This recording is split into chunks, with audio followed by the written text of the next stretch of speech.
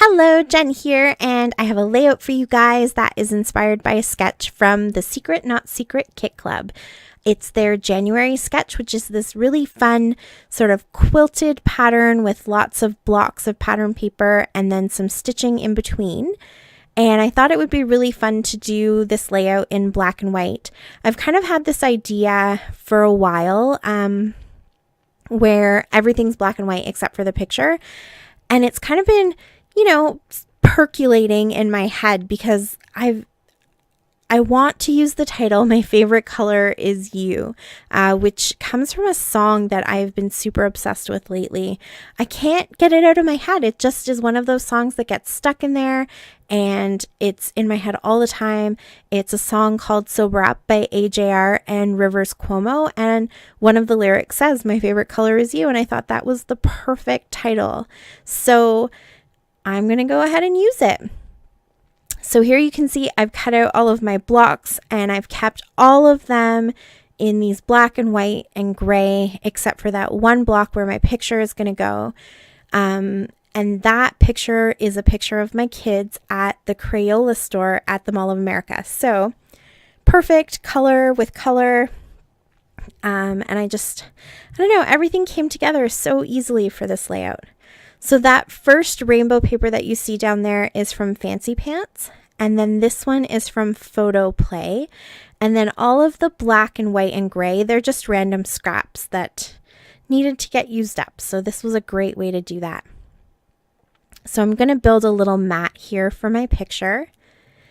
And like I said, the picture is of my kids standing in front of some big giant crayons and stuff at the Crayola store. So it's full of color too. And I'm just going to give a little dimension to this matte layer here.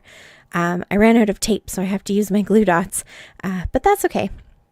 So it's not very much. You can see that's just those dollar store fun foam pieces that I have, and they're really quite thin, but they just give a little layer, and it's enough of a lift that you have a nice shadow. And I really wanted to have that shadow there because I have that rainbow on rainbow. And even though I have turned the lines so that they're going in opposite directions, it's still nice to have a bit of a break from the two patterns. So now that I've stitched everything, I can go ahead and glue this all down and get the base of my layout ready. And there's my picture. And so I just went through all of my ephemera and I pulled out anything in these matching rainbow colors. So I have some hearts and I have some flowers. I think the hearts came from Summer Vibes. Yeah, I think so. That's a really old, well, I guess it's not that old, a couple of years old, Simple Stories Summer Collection. The flowers might have come from that too, actually. I used some washi tape to sort of give a little anchor to all of those clusters, and those all come directly from the sketch. So I didn't decide where those were going. The sketch told me, and I just followed it.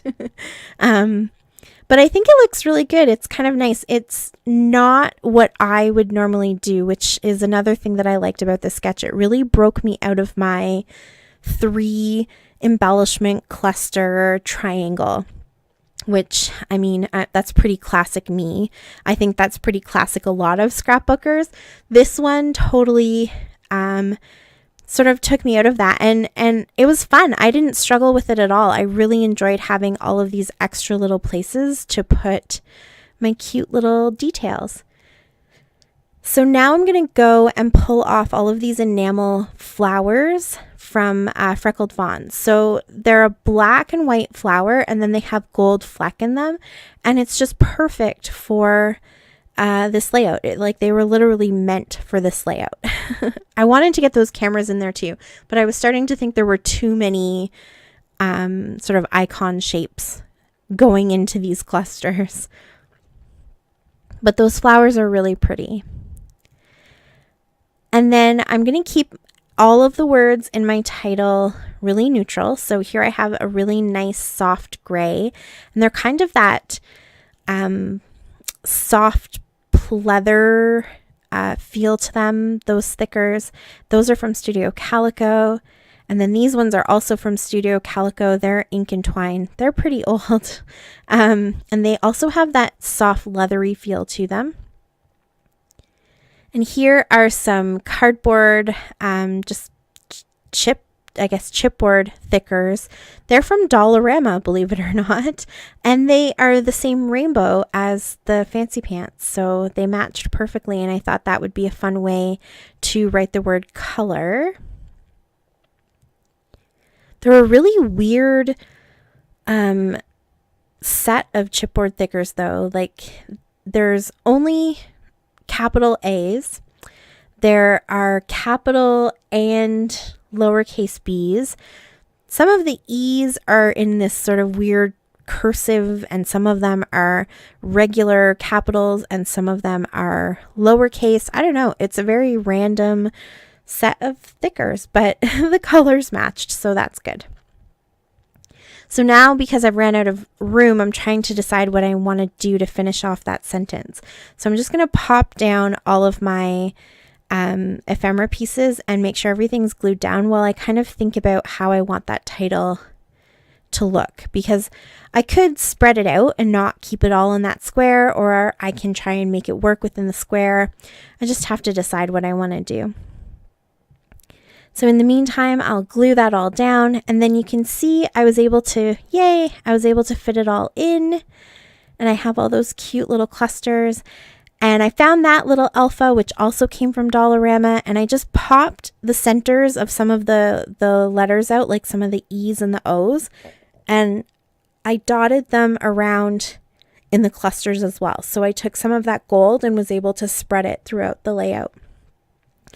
And now I'm just going to finish with some sprinkles. So I used the Hickory Smoke.